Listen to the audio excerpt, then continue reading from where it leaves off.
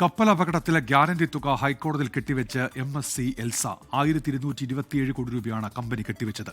നഷ്ടപരിഹാരം ആവശ്യപ്പെട്ടുള്ള കേസിൽ വാദം തുടരുകയാണ്. വിഷ്ണു സുരേഷ് കൊച്ചിയിൽ നിന്ന്. വിഷ്ണു, വിവരങ്ങൾ.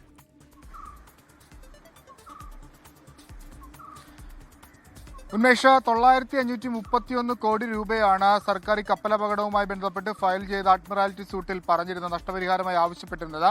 അതിന് പിന്നാലെ ആ ഉത്തരവിൽ തന്നെ ആ തുക കെട്ടിവെക്കുന്നതുവരെ അക്വിറ്റേറ്റഡ് 2 എന്ന MSCയുടെ കപ്പൽ അറസ്റ്റ് ചെയ്യുകയും ചെയ്തിരുന്നു.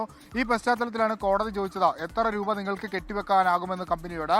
അതിന്റെ അടിസ്ഥാനത്തിലാണ് 1227.62 കോടി രൂപ ഇപ്പോൾ MSc എൽസ കമ്പനി ഹൈക്കോടതിയിൽ കെട്ടിവെച്ചിരിക്കുന്നത്.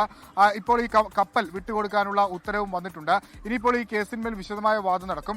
അതിനുശേഷം ഇപ്പോൾ സർക്കാരിന് അനുകൂലമായ ഉത്തരവ് വരികയാണെങ്കിൽ ഈ കെട്ടിവെച്ച തുക അത് സംസ്ഥാന സർക്കാരിന് ലഭ്യമാകും. വലിയ നാശനഷ്ടം ഈ കപ്പലപകടവുമായി ബന്ധപ്പെട്ട് കേരള തീരത്ത് ഉണ്ടായിട്ടുണ്ട്. പ്രത്യേകിച്ച് മത്സ്യത്തൊഴിലാളി മേഖലയൊക്കെ വലിയ തിരിച്ചടി ഉണ്ടായി. ഈ കപ്പൽ കമ്പനിയിൽ നിന്ന് ലഭിക്കുന്ന നഷ്ടപരിഹാരം കൊണ്ട് ഇത്തരം പ്രശ്നങ്ങളൊക്കെ മറികടക്കാനാകും എന്ന പ്രതീക്ഷയിലാണ് സംസ്ഥാന സർക്കാർ ഉള്ളത്. ഉന്മേഷ്. വിഷ്ണു സുരേഷ്, കൊച്ചിയിൽ നിന്ന്. ലോകത്തെവിടെയായാലും ഏത് സമയത്തും 24 വാർത്തകളും ഓഗ്മെന്റഡ് റിയാലിറ്റി പാക്കേജുകളും എക്സ്പ്ലെയിനറുകളും വിശദമായി കാണാൻ ഞങ്ങളുടെ യൂട്യൂബ് ചാനൽ നിങ്ങൾക്ക് സബ്സ്ക്രൈബ് ചെയ്യാം.